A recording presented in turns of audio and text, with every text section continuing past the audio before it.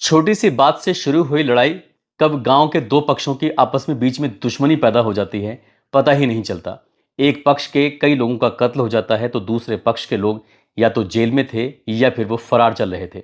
उनके घर की महिलाएं घर पर थीं। तब एक पक्ष के लोगों के अंदर क्या हैवानियत जागती है कि वो उनके घर जाते हैं। उनके घर की जो महिलाएं होती हैं, उन महिलाओं को वो निवस्त्र कर देते हैं। निवस्त्र करने की कहानी जब गांव में गूंजती है, आसपास के लोगों तक पहुंचती है, तो लोगों को बड़ी हैरानी होती है। इसके बाद फिर से कत्ल की शुरुआत होती है।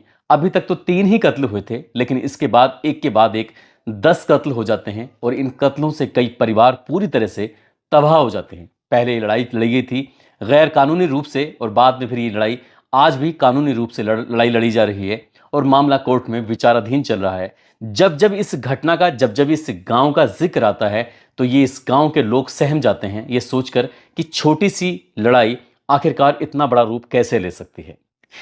आदाब, नमस्कार, सत श्री अकाल। मैं उस्मान सैफी। आज की जो सच्ची घटना मैं आपको सुनाने जा रहा हूं, ये सच्ची घटना है हरियाणा प्रदेश का एक जिला है फरीदाबाद, और फरीदाबाद का ही एक गांव लगता है बुढ़ना।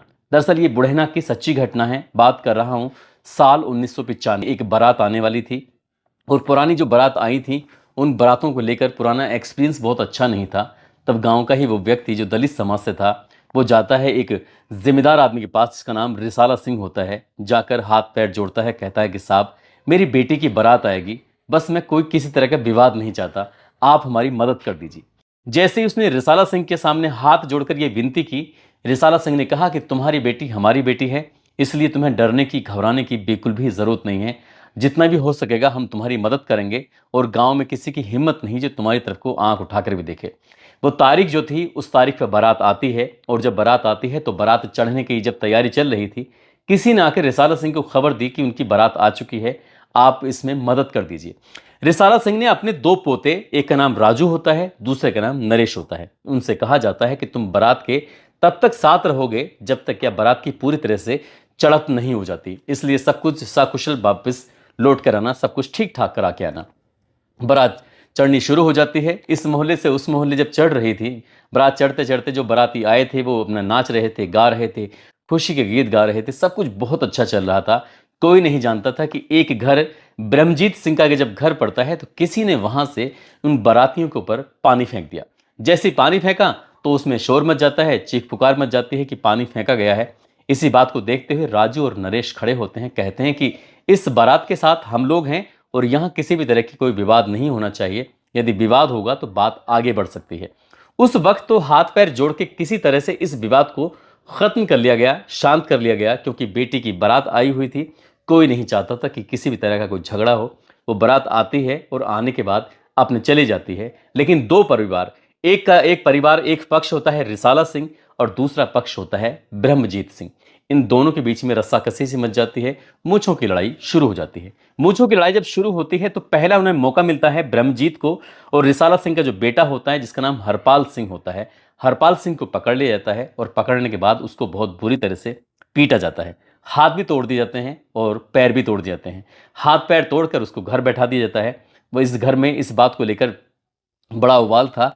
अब ये किसी तरह की कोई बात ना बने आगे आगे कुछ भी, इस तरह से कुछ घबराहट सी मची रहती थी ब्रह्मजीत के परिवार में। कहीं ऐसा ना हो कि इस हरपाल सिंह के जो हाथ पैर तोड़े हैं इसका बदला लिया जाए, इसलिए सतर्क रहना है।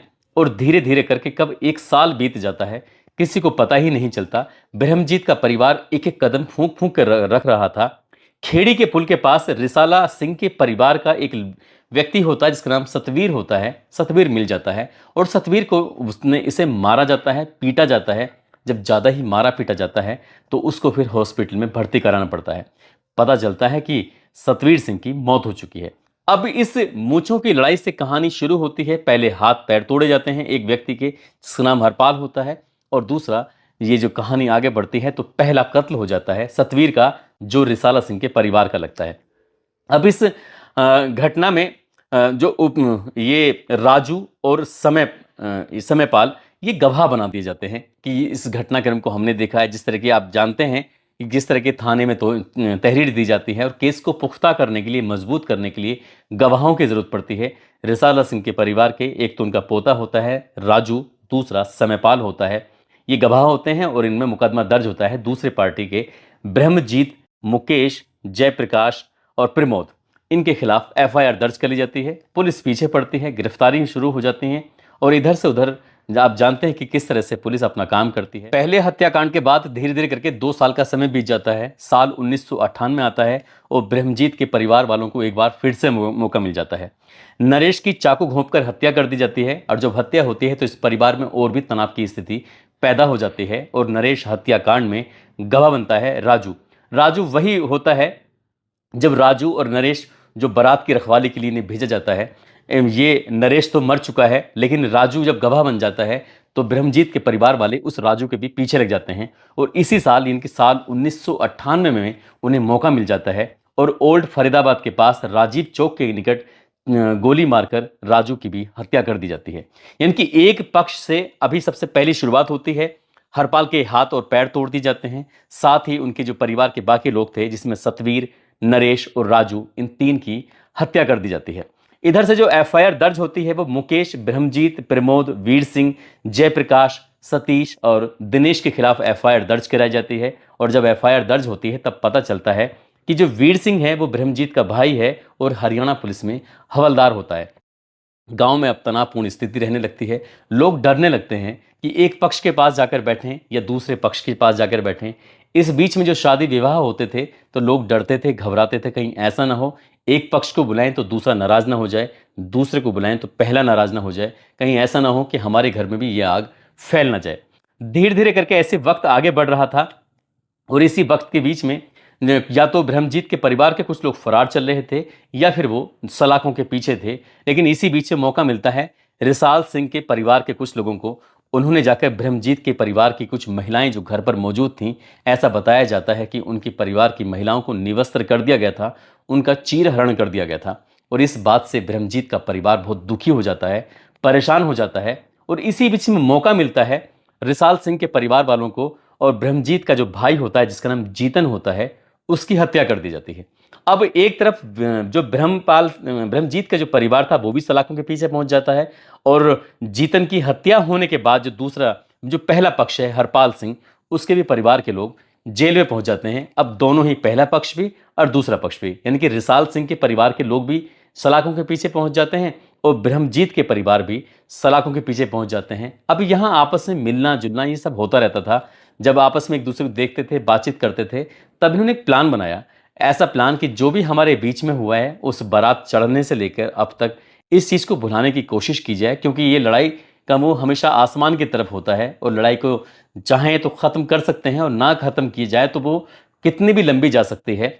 जेल में बैठे बैठे ये प्लानिंग करते हैं कि हम इस लड़ाई को यहीं खत्म कर देते हैं और जब खत्म कर देते हैं उसके बाद में इनमें आपस में कुछ सहमति बन जाती है। धीरे धीरे करके इनके लोगों को जमानत मिलनी शुरू हो जाती है, पहले पक्ष के लोगों को भी और दूसरे पक्ष के लोगों को भी। दूसरे पक्ष इनके ब्रह्मजीत के जो परिवार के लोग होते हैं, ये लोग एक दिल में कसक अपने पाले बैठे थे, क्योंकि उन्हें बाद में पता चलता है कि जब वो सलाखों के पीछे होते हैं तो उनकी परिवार की महिलाओं को निवस्त्र किया गया था और निवस्त्र होने की वजह से ही उनको ये आग लगी हुई थी कि जब भी मौका मिलेगा तब इस बात का बदला जरूर लिया जाएगा। और 20 दिसंबर 1999 को आखिरकार उन्होंने एक प्लान करते हैं और प्लान करने के बाद एक पक्ष के हरपाल जो कि रिसाला के बेटे होते हैं, साथ ही समयपाल, दिनेश जो कि हरपाल का बेटा होता है और राजू, कुल मिला के 4 लोग होते हैं। इन 4 लोगों को धोखे से फरीदाबाद के सेक्टर 16 में बुलाया जाता है और बुलाने के बाद इनकी सामूहिक रूप से हत्या कर दी जाती है। इस चौहरे हत्याकांड ने पूरे हरियाणा प्रदेश को हिलाकर रख दिया था। हिलाने वाली बात यह भी थी क्योंकि इन्हें एक साथ एक ही जगह पर टायरों से जलाकर उनके राख कर दिया था, खाक कर दिया था, कोई सबूत भी नहीं छोड़ा था, ऐसा बताया जाता है। अब यहां से रिसाल सिंह ने इस मामले में एफआईआर दर्ज करवाते हैं और इस केस के गवाह बनते हैं और ये ब्रह्मजीत सिंह समेत 15 लोगों पर एफआईआर दर्ज की जाती है। ये 20 दिसंबर 1999 का ये उस इलाके का नहीं बल्कि कई प्रदेशों का बड़ा चर्चित मामला रहा था कि किस तरह से 4 लोगों की इस तरह से निर्मम हत्या कर दी जाती है। और इस हत्याकांड की जांच आती है एसएसपी रणवीर शर्मा करते हैं, साथ ही डीएसपी इंद्रजीत सिंह सैनी। इनकी देखरेख में ये जांच पड़ताल होती है और जांच पड़ताल में वो कोई भी ऐसा मौका नहीं चाहते थे कि इसमें किसी भी अपराधी को, कोई भी आरोपी बच सके। अब इस चौहरे हत्याकांड का जो मुख्य गवाह होते हैं वो होते हैं रिसाल सिंह। और रिसाल सिंह एक बार 14 अप्रैल 2002 की सुबह की बात है, खेड़ी के पास शायद अपने पिलोट की तरफ गए हुए थे और उनकी किसी ने गोली मारकर हत्या कर दी। यानी कि चौरे हत्याकांड का एकमात्र जो चश्मदीद होता है वो भी इस घटनाकांड में मारा जाता है।